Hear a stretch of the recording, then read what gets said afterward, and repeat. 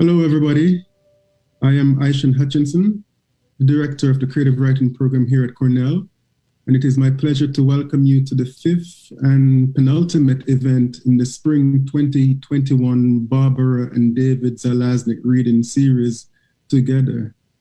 The final event of the series will be on Thursday, April 29th. Please check out our website for more details and to sign up to be added to our email list. The series is made possible thanks to the generosity of our donors, Barbara and David Zalaznick, to whom we extend our bountiful thanks. This evening's event features the acclaimed writer Susan Choi, who will be reading from her remarkable short story, Flashlight. Choi will be introduced by my colleague, Professor Stephanie Vaughn, who will moderate a conversation with Choi after the reading. You can participate in the conversation by submitting questions in the chat throughout the event. A final reminder that this event is being recorded and the recording will be available to view at the same link afterwards. Now over to you, Stephanie. Thank you, Aishan. Audience, welcome all of you readers and all of you writers. Susan Choi was born in Indiana and grew up in Texas. She was educated at Yale and then at Cornell, where she was admitted to the joint degree MFA PhD program, but decided after the MFA program and after teaching for 2 years as a lecturer to leave Cornell and make her way in the world of fiction. She worked for a time at the New Yorker, gave birth to 2 children, and now she commutes from Brooklyn back to Yale, where she teaches creative writing. Since leaving Cornell, she has published 5 novels, none of them like any of the others, all of them well received, some of them prize winning, all of them nominated for prizes. In 1998, which was not long after she left Cornell, she published The Foreign Student, a novel about a Korean student who has come to the United States to pursue a graduate degree at an American university in the South, where, among other things, he is falsely accused of theft. It won the Asian American Literary Award for fiction, so right out of the gates, she won a big prize. In 2003, she published American Woman, a book inspired by the Patty Hearst kidnapping from the 1970s. Although the principal character in the novel is not the Patty Hearst figure, but the Asian American woman who was one of her keepers during the more than a year of Hearst's kidnapping ordeal. American Woman was a finalist for the Pulitzer Prize and recently has become a feature-length film. You can watch the film, you can stream the film, and I think we might be able to give you the link to that. Next, in 2010, she published A Person of Interest, a novel inspired by the activities of the Unabomber, Ted Kaczynski, as well as by the story of Wen Ho Lee, the Los Alamos scientist whom the government publicly and falsely charged with stealing nuclear secrets to give to China. That is, they picked the Asian scientist and accused him of giving American secrets to an Asian country, thereby upending his life forever, though later the charges were dropped. That book won the Penn W.G. Sebald Award, and I can't think of a writer with whom it would be a greater honor to have your author's name linked. That's an extraordinary award. Next, in 2014, she published My Education, the story of a college student who has an affair with a much older person, or persons, actually. It won the Lambda Literary Award for bisexual fiction. And finally, her latest novel, published in 2019, won the National Book Award, and that is a very big prize. It begins as a story about teenage obsessive romantic and sexual desire, and then turns into a different kind of book when the narrative suddenly, exuberantly, shockingly changes direction. The shifts in perspective and the obsessive, self-consuming personalities in the book are so potently, beautifully drawn that you really cannot put the book down once you start it, because you are living that story. One of the tropes that tracks across all 5 books is a question about identity formation, how you discover and hold on to who you are. and how who you are may be defined or even erased by those around you, or even an entire culture that you have to put up with. Whether you are perceived as the teenage, sexy, free-loving girl or as the untrustworthy Asian menace to society. At the same time, the books, they're very serious in intent, are often very funny.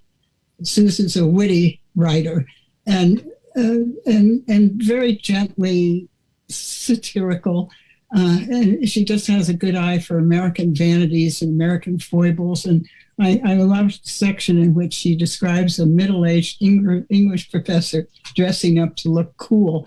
Now, the word cool never passes through his consciousness, but she's clearly depicting a guy who's probably a 2 years too old to be wearing the clothes he's wearing. She writes from the points of view of men, women, children, teenagers, old people, straight people, not straight people, all of them making irresistible reading through the agency of her sumptuous imagination. Some of her characters are irascible and cranky, but somehow nevertheless appealing. Some are terrorists, some are professors. There are bomb makers in 2 different books, but we inhabit their visions with a powerful feeling of sympathy engendered by the intimate immersion in their passions, their desires, and their paranoias. She really is a magician at enticing readers to throw in their lots with characters they might otherwise choose to ignore or rebuke. She's now in mid-career, but she's already published a body of work that marks her as one of the most important, and I think in the long run, most influential writers of the 21st century in America.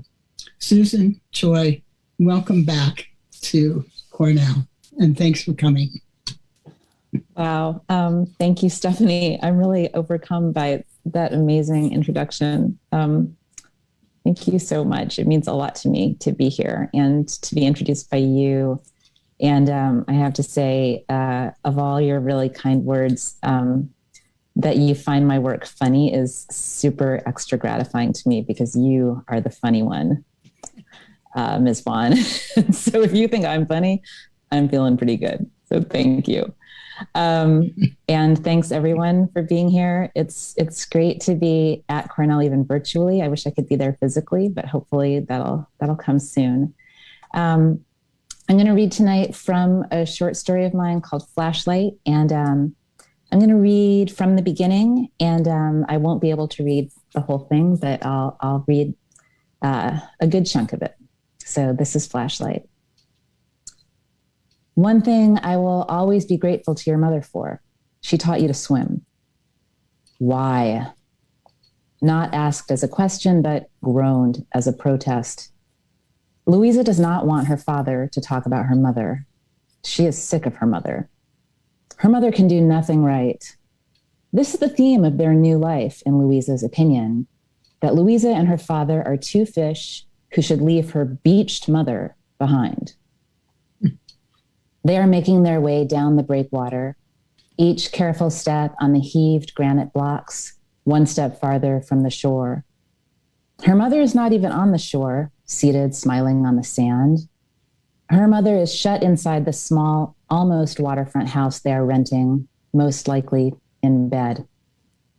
All summer, Louisa has played in the waves by herself because her mother isn't well, and her father is invariably dressed in a jacket and slacks.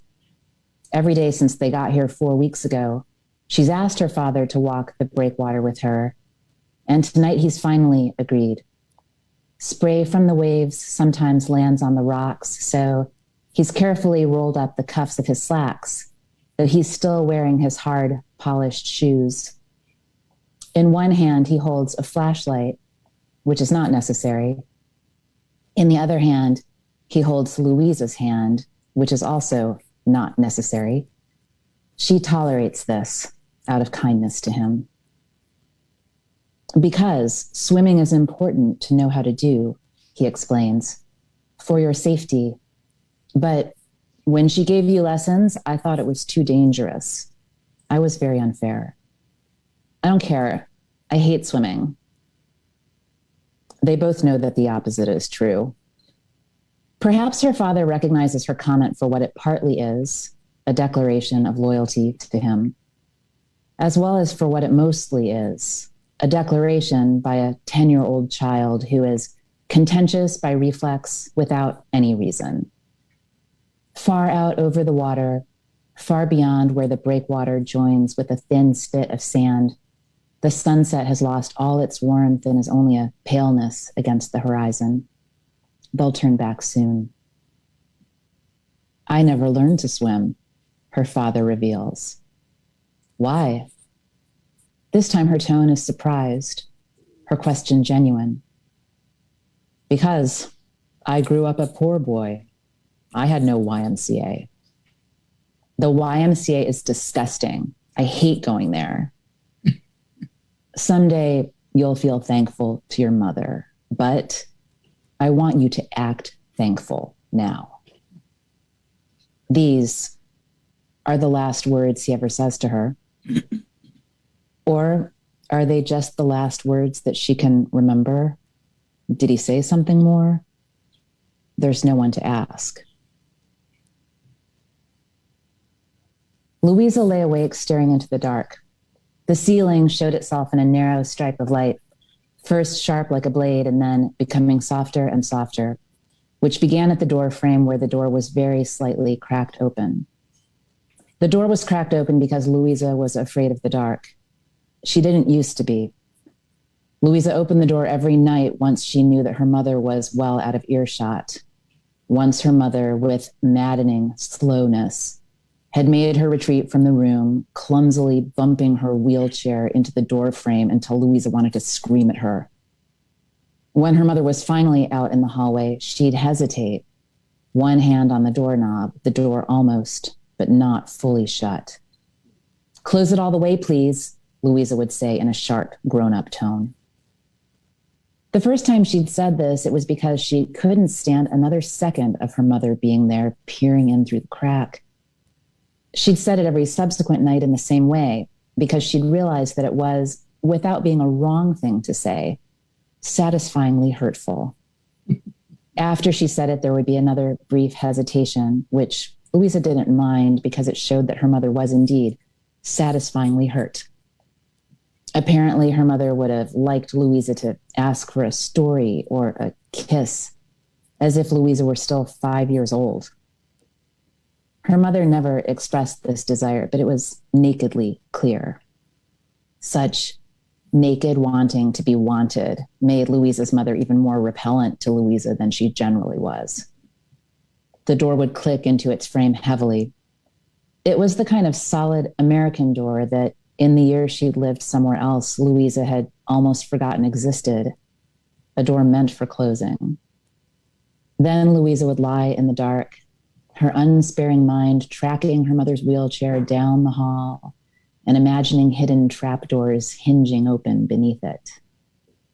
Meanwhile, the dark, like a snake, slid onto her chest, organizing its weight into neatly stacked coils that might bury her, crush her, if she didn't leap out of bed just in time and with deft skill silently reopen the door. Louisa was a master at handling the knob.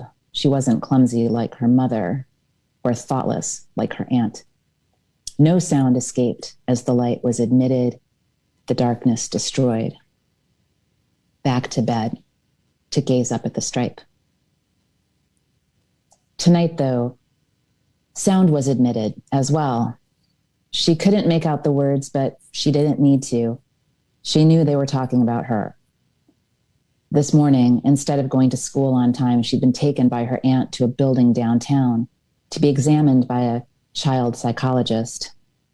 No one had used those words, child psychologist. They had called it an appointment to talk about her grade level, which, at least at the start, she'd believed. On moving here to Los Angeles, she'd been put into 4th grade when she should have been a 5th grader. She'd been halfway through 4th grade when she and her parents had left the US for a year in Japan. And during their time there, she'd finished 4th grade, done all the workbooks and readings and tests that her parents had brought on the trip. And she'd finished the Japanese 4th grade as well. She had done 4th grade twice in 2 countries and now was being made to do it over again, had been held back as if she had failed. The appointment had been in a brick office building with a half flight of stairs at the entrance. And as they climbed, her aunt had said, "This is why your mom couldn't come with us, because of these stairs." I called ahead to ask if there were stairs at the entrance, and sure enough, they told me there were. Your poor mama. "She's not sick," Louisa said. "What's that, honey?" Louisa was silent. "I didn't hear you, honey." Now, Louisa could pretend that she hadn't heard. This was effective. No one was ever listening closely. Even people who especially claimed to be listening were not really listening. It was this way with the man at the appointment. "My name is Dr. Brickner," he had said, making a show of bending down to shake her hand. He had already made a show of leaving her aunt in the waiting room and another show of reassuring Louisa that her aunt would be right there waiting for her, as if Louisa were in any fear that her aunt might disappear. Louisa's aunt was like a bright light that Louisa couldn't turn off. On the nights when Louisa's mother wasn't up to it, it was her aunt who tucked Louisa into bed and then lingered too long in the doorway.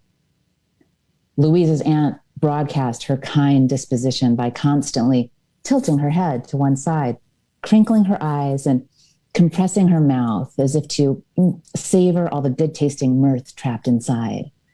Sometimes, performing this face for Louisa, she added nostalgic comments about her two grown-up sons and how precious it was to be reminded of them by Louisa's novel presence in her home.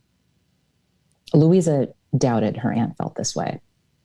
Until she and her mother had moved here, Louisa had never heard of this aunt or uncle. Her mother's brother, whom Louisa was now meant to pretend she'd known about her whole life. Her whole 10 years of life, during which she had never heard their names or seen their photos or received a card or a gift from them on her birthday, had never answered the telephone to hear either one of them ask for her mother or her father. Now she lived in their house and drank orange juice with them staring at her. They behaved toward her the way all adults had since her father had died, with a combination of hearty attention and squeamish discomfort. Brickner, just like this ugly brick building we're in, the man had added heartily. That's how you can remember. But my first name is Jerry, and I'd like you to just call me that. Can I call you Louisa? So I don't need to remember, she said. What's that? He pointed his grin at her. What'd you say? I said, I don't need to remember Brickner, like this ugly brick building, because you said I should just call you Jerry. The man reared back and raised his eyebrows. Let me guess, you're a very smart girl. At least smart enough to be in 5th grade. Oh, I'll bet. Oh, I'm sure there's no doubt about that, Jerry blathered, not listening, which was how she had understood that this appointment was not about her grade level. The room was full of admittedly interesting things. Art supplies and those faceless wooden figures meant for posing, as well as actual dolls of different sorts, ranging from the sloppy, floppy Raggedy Ann style to the realistic infant style with the hard plastic head, hands, and feet, and a queasily soft trunk, arms, and legs, to wild-haired Barbies and those soldier Barbies for boys, the G.I. Joes. There was an intriguing, if off-kilter, dollhouse, the kind that was meant to be played with and not just admired, with cluttered furnishings in slightly different sizes, as if there had been a disagreement about which scale to use. Louisa knew about scale, about 1 foot equals 1 inch. Her father had made her a dollhouse the year she turned 6. 1st grade had been the year of her passion for a store at the mall called It's a Small World, which sold elaborate miniature homes that she would gaze into, mesmerized, with the peculiar sensation of leaving her body and slipping in amid those wee wonderful things. Things she lacked the words for and so had to learn one by one. Fireplace irons and grandfather clocks and hat stands and claw-footed armoires. The young heroines in the books she liked most lived in such houses, full of little wooden knobs and dust ruffles and embroidery, each stitch as small as those tiny black seeds which are lofted by dandelion fluff. Every visit to the mall, Louisa's mother gave her 20 minutes to browse in the store as a matter of policy, placidly ignoring her pleas that they actually buy something. Her father, by contrast, had needed her to plead only once. Off they had stormed to the mall, her father lambasting her mother's cheapness the entire drive there. Into the store, and immediately out he had stormed once he'd seen the first dollhouse price tag. "I can make that," he'd said. The thin walls of hobby plywood had been tacked together with tiny nails that nevertheless caused the walls to split and splinter, their exposed front edges unsanded. The roof had been shingled with strips of a rough rubber matting that her father had found in the basement. Wallpaper scraps from the hardware store were cut down to size for the walls and the floor. He'd even built much of the furniture himself, sitting at the kitchen table night after night in his undershirt with a glass of beer near at hand and his pipe clamped between his teeth, while he cut strips of balsa and glued them to form the crude shape of a canopy bed.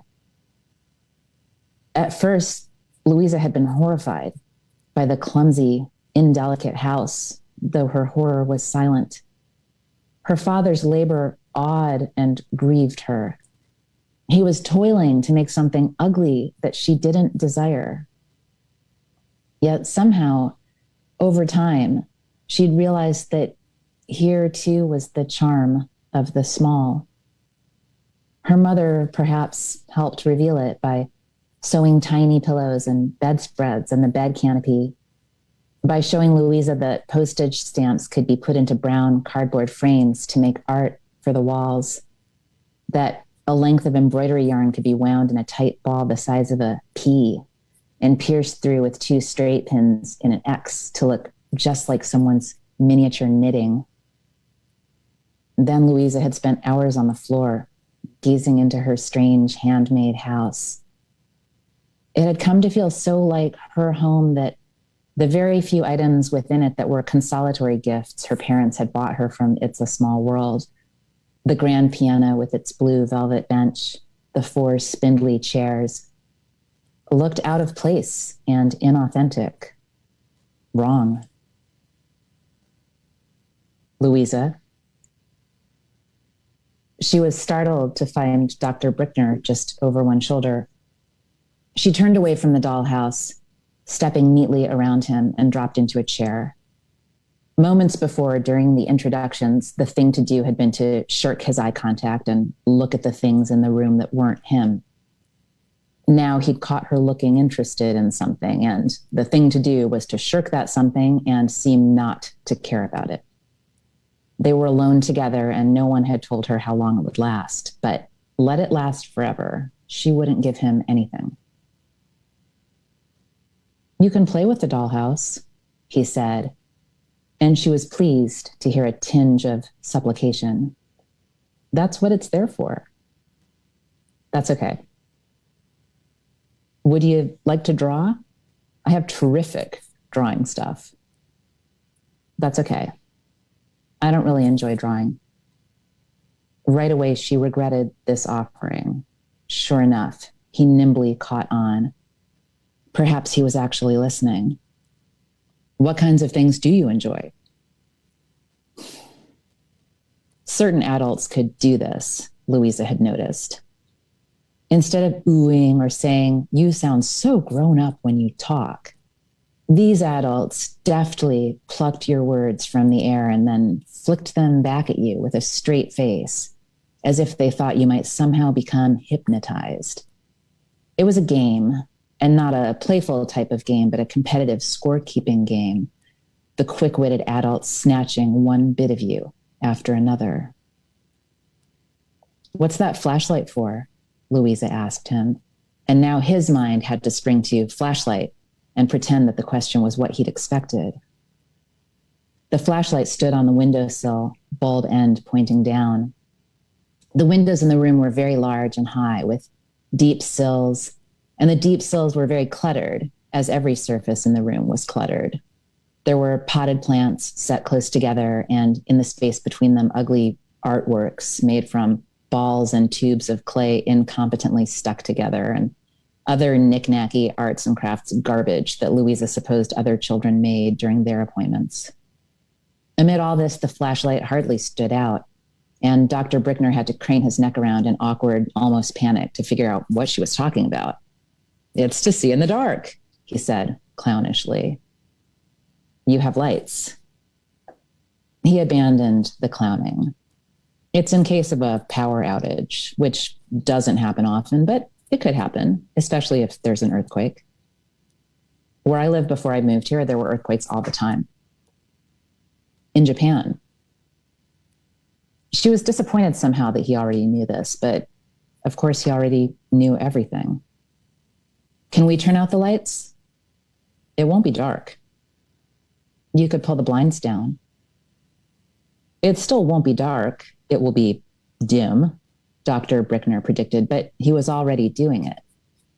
The blinds were an ancient, unreliable mess and were clearly never closed. As Dr. Brickner struggled with them, they fought back, their long metal strips rattling and seesawing slantwise and releasing a dust plume before they seemed to surrender and fall all at once.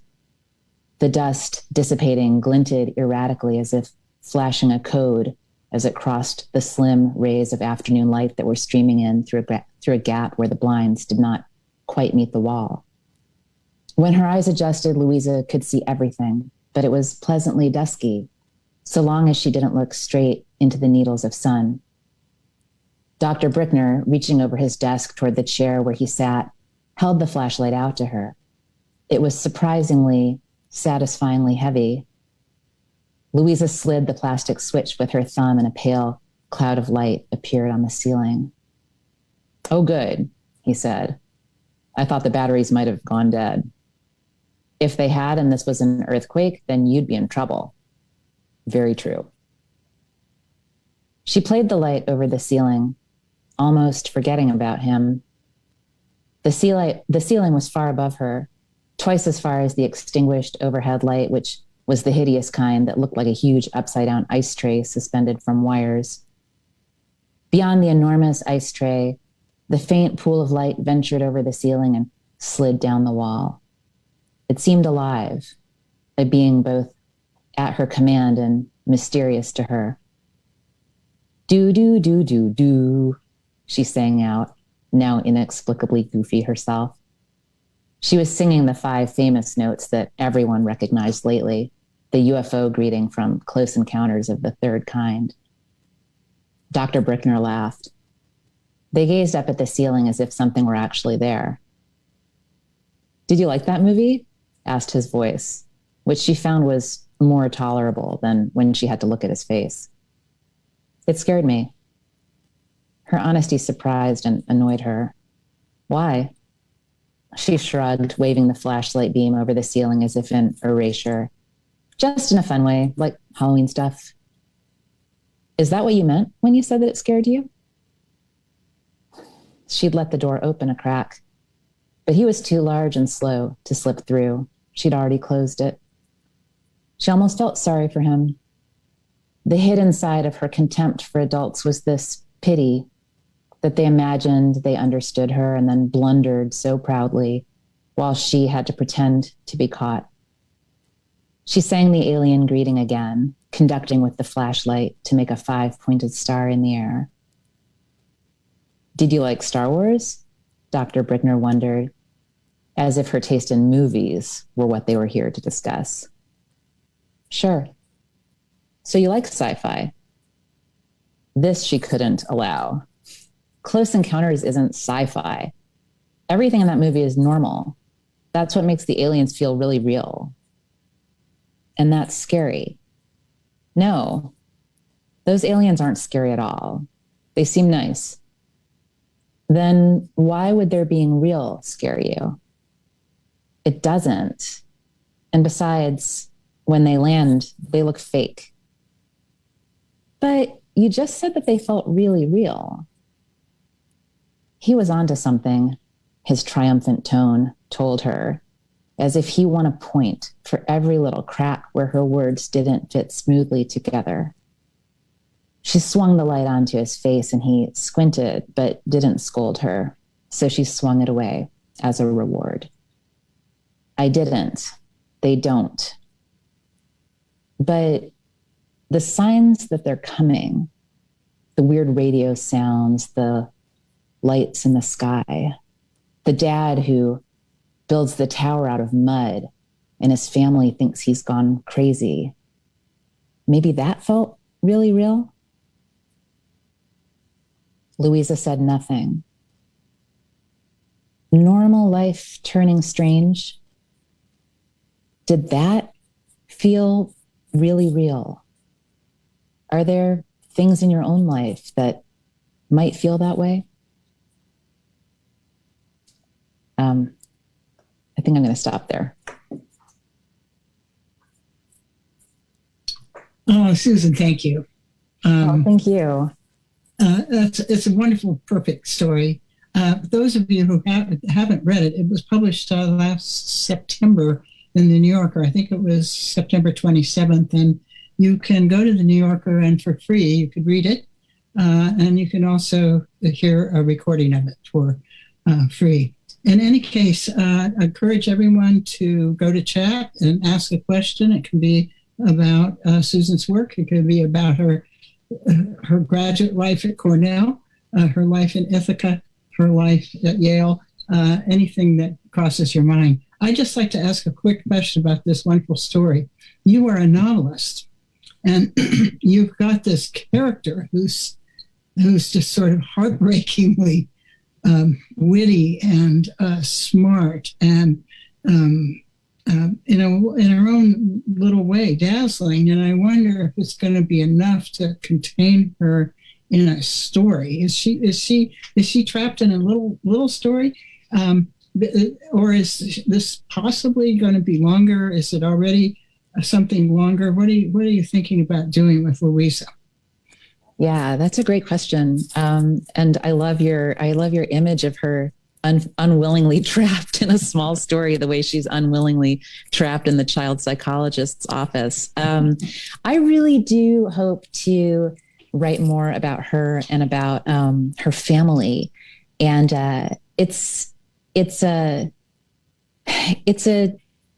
kind of a fictional world that I've been preoccupied by for a while. This world of, obviously I've been preoccupied by it previously in my career, this world of the 70s, which is, the setting for my novel, American Woman, but also the setting for my own childhood kind of continues to exercise a fascination over me. And Louisa's growing up in the 70s, and things are sinister and strange. Things are really real and kind of weird in life. And so I do hope I'll write more about her. I'm definitely thinking about it. That's good news. I mean, she could be in another story, but I just wondered whether Novelist was going to be, and so it's not a novelist who writes little novels, but big, substantial novels was going to be satisfied with that. Well, we do have a couple of questions here. And the first one is from Amy Wong, who is the reporter for the Cornell Sun. And she says, hi, Ms. Choi. Thank you so much for your reading. Many of your previous novels have been inspired by historical events, particularly in the U.S. in the latter half of the 20th century. Is there anything about this period that interests you especially? And I'm going to add, before you answer that, she has a follow-up question in parentheses. Also, I'm writing an article on this event for the Cornell Sun.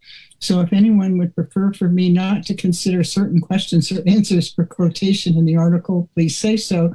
Thank you all in advance. And she's here addressing the rest of you who might be submitting questions. Do you mind being quoted in the Sun? So go back to the question. I think you partly answered it. Is there anything about this period that interests you especially? Yeah, thank you, Amy. That's a really interesting question. And there is stuff about the 70s that interests me particularly. But I think to take it a little more broad, I do really love mining history for my fiction, and I've done it in a lot of my books. My first book really came out of kind of the intersection of really personal concerns of mine, which were, wanting to know my dad better, wanting to understand my dad's life before I knew him, when he was growing up in Korea, and then going through the Korean War and leaving that country and coming to this one. And so, I had this very personal kind of mission to get to the bottom of his experience, but at the same time, realized that I didn't even kind of know what questions to ask him or how to understand the things that he told me if I didn't do a lot of historical research. And that was kind of the beginning of my being really enamored of doing historical research for my fiction, because, honestly, like, often historical events give me a certain amount of story structure that I struggle to come by otherwise. I find historical research really generative because things that really happen are really interesting. And often there's a lot of unanswered questions about the things that have really happened that I think it's interesting to try to answer in fiction. And so I think it's actually lots of periods of the past, but the kind of recent enough that I feel a personal connection periods of the past that preoccupy me. I mean, for my first book, it was the 50s. For my second book, it was the 70s. For my third book, it was the 90s. Kind of appears to be like a progression of, 2 decades every book. But I'm trying to work on something now that actually has me doing research about the 30s. So I'm going backwards. Oh my goodness. But I think it's mostly an interest in history and how history has like connected to parts of my life that motivates me more than like one particular time period. With the Patty Hearst book, you take an entry into that story that nobody else would have thought of. I mean, that's a much written about, much filmed, much dramatized story, and the emphasis is always on this poor girl. And her kidnapping and the puzzling things that seem to come out of that. But you picked this other character, and you're very faithful to the whole narrative. And I wondered what it was like, or what is it like when you have done historical research and you want to be faithful to the facts, and yet you've got this template that's up there, so to speak. It's as if you have a map. And how do you stay with the map? And is it like having to wear a school uniform and it solves all the problems of dressing in the morning and you can relax for the rest of the day in your clothes? It's so funny because I've always wanted, when I very briefly attended a school that had a uniform, and I just loved it. I was like, I thought it was just great. It solved that problem of like what to wear in the morning. And then you could, dress it up a little. And yeah, I think with basing fiction on historical events, the historical events do solve certain problems. I think if you choose them carefully, because, you can home in on a series of events that seem like particularly, just fruitful for getting at character and getting at like what the characters are going through. But, there's a flip side too, which is that it's restrictive, and writing American Women, which is the novel that's based on the Patty Hearst kidnapping. I wanted it both ways, right? Like I kind of wanted to use real historical events that I thought were just sort of too good not to use. And I also like wanted to shape the narrative the way I wanted to. I wanted to both keep things and change things, which is the fun of writing fiction. Like you get to do that, but it's also confusing because, then like, what are the ground rules? And I feel like I was inventing them as I wrote. with that book. And I've never quite,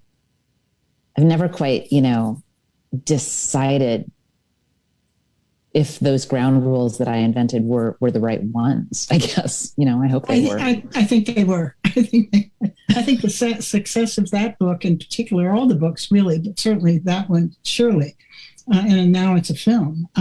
Okay, a couple more questions have come in. I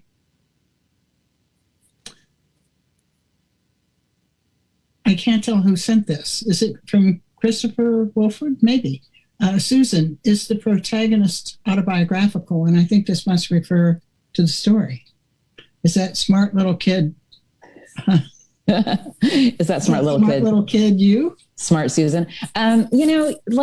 Certainly in like a broad sense, no, because Louisa has experienced a trauma in her life that she is unable to articulate or even acknowledge. And that's what that story tries to be about. And if I expand on that material, which I hope to, it will investigate that traumatic event more thoroughly. And, I'm happy to say that there's no basis in my life or experience for thank heavens. For the events I've imagined for her. But on the flip side of it, yes, I will admit that there's a certain amount of too smart for her own good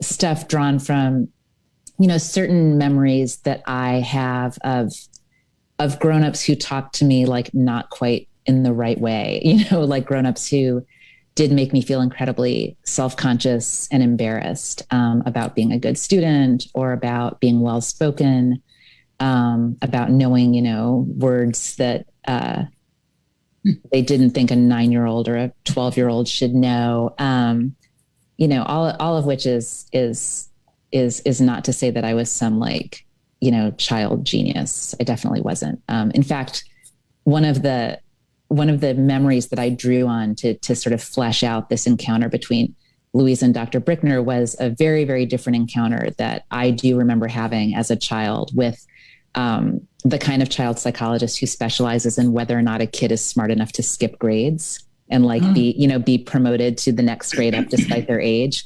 And I don't remember much about the appointment, but I was not deemed, I was not skipped under grade. They didn't hold me back. They were like, she's fine where she is. She's fine where she is. They're like, she's 6, she's in first grade. That's fine. Let her stay there. Yeah. Kids always regret having skipped that. I mean, they miss a lot of social stuff. Yeah. They were smart to keep you there. This is from Victoria Armstrong. Beautiful reading. Thank you. I wonder how hard it is to leave your characters once you are done with the novel and move on to new characters for the next work. Do you miss your characters at all? And I guess another part of that question would be, is there anybody you want to return to? I love that question. Thank you, Victoria. I really like that question. I don't, usually it takes me so long to finish a book, like really a pretty long time, that by the time I finally finish, I'm not that interested in ever returning to these characters in writing. Like I don't want to write about them anymore, but I do like them. I do continue to like them. And I enjoy opportunities to talk about them as if they're people, because I do miss their company and think about them. I just don't want to write about them anymore. A great example would be the film adaptation of American Woman, which was adapted by my dear friend and, brilliant like writing comrade, Semi Chellis, who also was at Cornell. And while Semi was developing the screenplay, like there was nothing more fun for me than to sit around and just like shoot the breeze with her about the characters. It was so great because like we got to talk about them, but I didn't have to do the writing. So that was like perfect. Did I notice, do you have a writing credit? I thought I saw that you had a writing credit. No? No, oh. I certainly shouldn't, because I didn't have to write. I didn't have to write that movie, which I just loved. I loved not having to write it. Yeah, that's terrific. I'm not sure I'm seeing another question. You guys, This is your chance. Ask a question of Susan Choi. Well, I have some questions.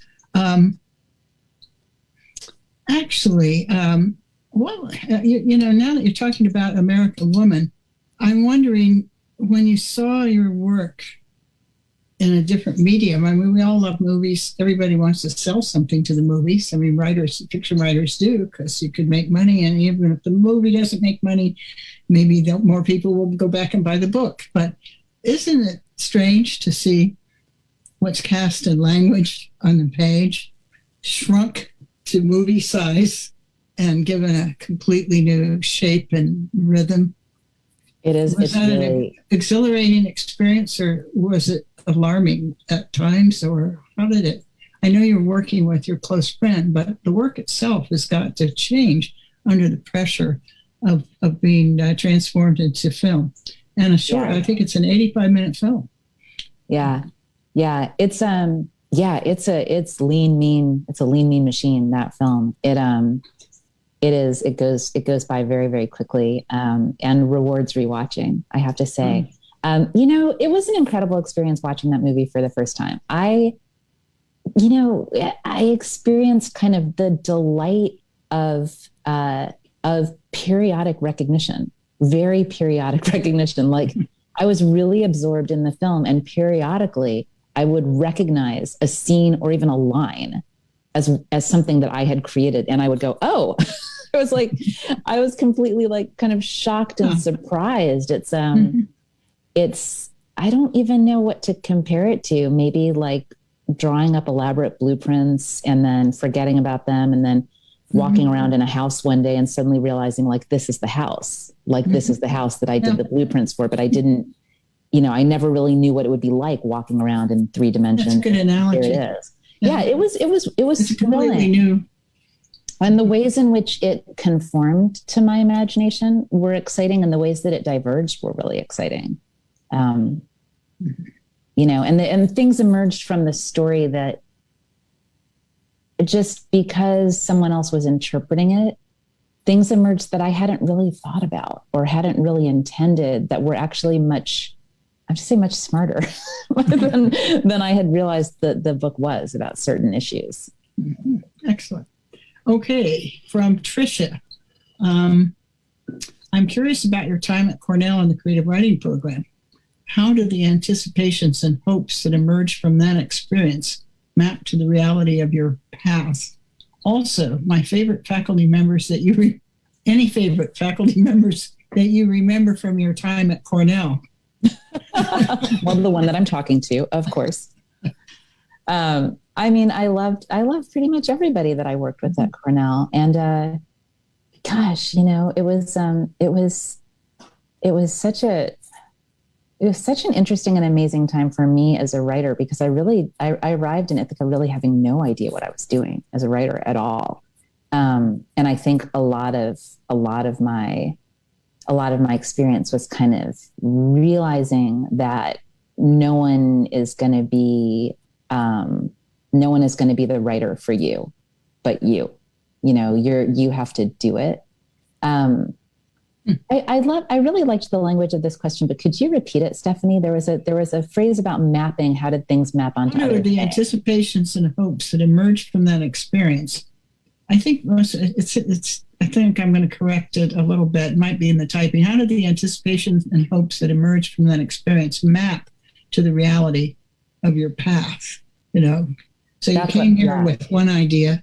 And, yes. Yeah. So it's a great question, because I think one of the things that was really interesting about the ideas that I arrived with, versus kind of the path that I ended up on, it's like something that you noticed, Stephanie, like as soon as we started talking, which was short fiction versus long fiction, right? So when I arrived at the program, my whole focus was short fiction. And I remember our whole focus, I think, as writers, was on short fiction, because there was so much amazing short fiction that I had read in college, that I was really, really influenced by, that I was discovering at Cornell. I still vividly remember Dennis Johnson coming and reading while we were at Cornell, and we had all like gone crazy for Jesus' Son. It was like our Bible, kind of like we read that. I read that collection over and over again.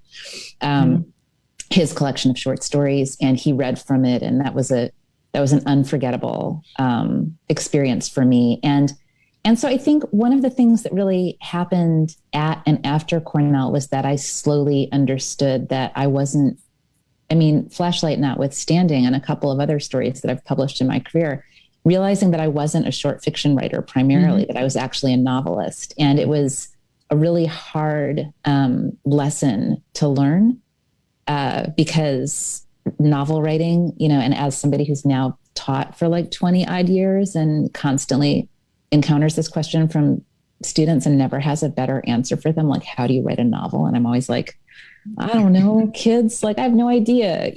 I've like, every time I've done it, it's been like by accident. I don't know how it happens, and it's never the same. So I think that was the major, like, kind of artistic discovery for me at and after Cornell, was like this romance with the short story, this intense focus on the short story. And then this kind of like there just wasn't a fit between me and the short story, even though I wrote short fiction the whole time I was there, but it was never quite what I wanted it to be. And there was a reason.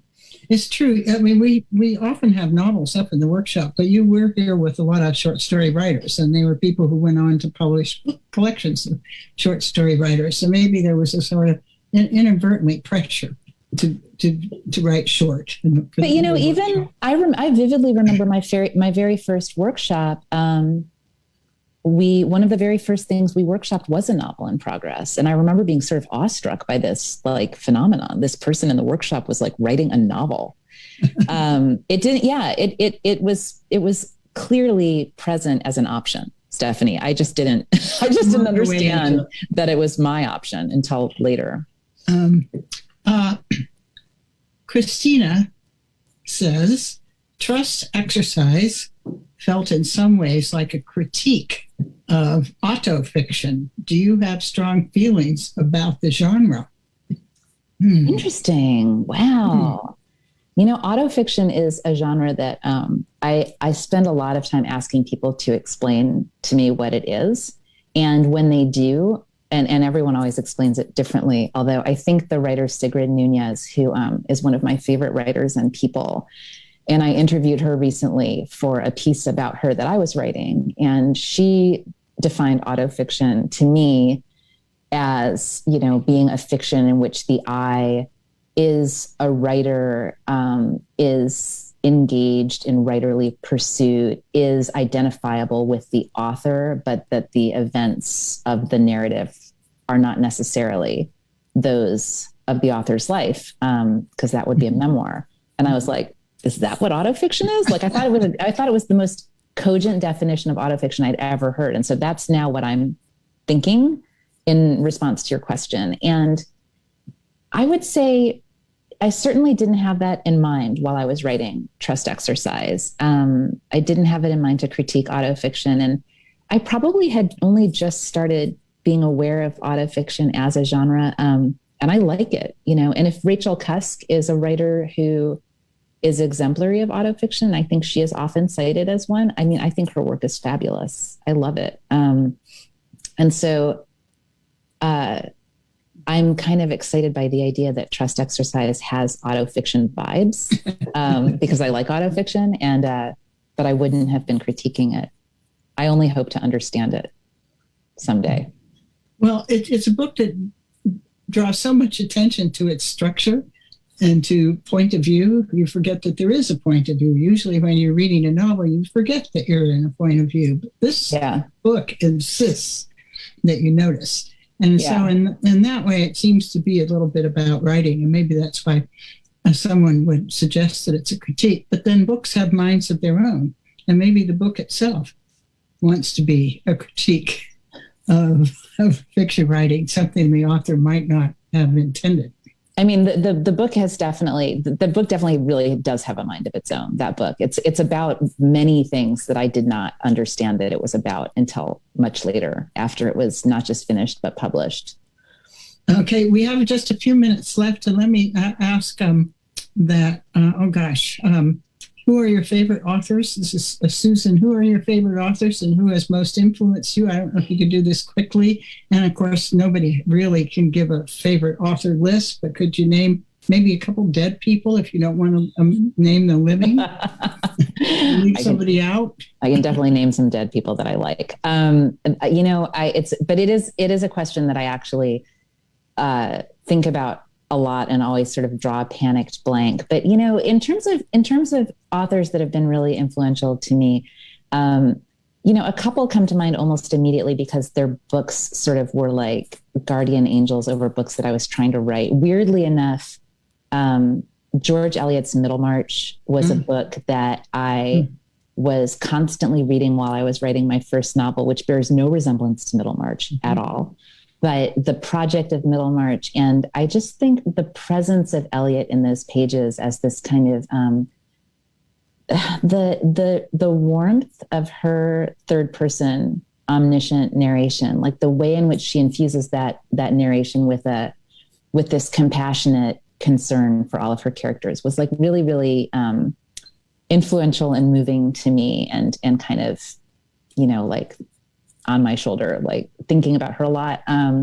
Virginia Woolf was a huge influence on me in college to such an extent that I wrote horrible derivative Woolfian stuff and had to kind of get it out of my system. But I love and venerate Woolf for what she did and does in her work. And I reread her as often as I have time. And this year, actually, I read her first novel, The Voyage Out, for the first time, because I had spent all these decades rereading like To the Lighthouse and The Waves and, Room of One's Own. And I'd never read The Voyage Out. And so I was like, oh my God. So I finally read that and it's great. Is there anybody else that I should say? I think Eliot and Woolf that's pretty good. But I would link you right away to George Eliot. I'm glad you mentioned her. There's a sensibility there that's sympathetic. Amy Wong, maybe you could answer this quickly because we're running out of time, but she says, and I think a lot of writers would be interested in this, would you say that there are any unique challenges or aspects of interest to writing from the perspective of a child as opposed to one of an adult? And what do you have to think about in order to create a kid narrator that grown-ups can read? Yeah, well, it's extremely challenging because you want to actually write a child and not, like an adult in a child's body and experience. Louisa, is a bit of a cheat, I have to say. It's like there's a reason that the precocious child character is irresistible for writers because you have half the solution to the knowledge problem, right? If your protagonist is a child and their knowledge is limited by the experience of a child, it's a storytelling challenge, right? So if you have a precocious child, they have more knowledge. It helps with the storytelling.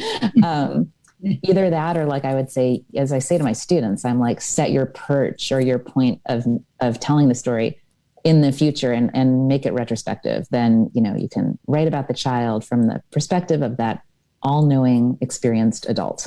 And that's easier. You can use big words. You can use big words, yes.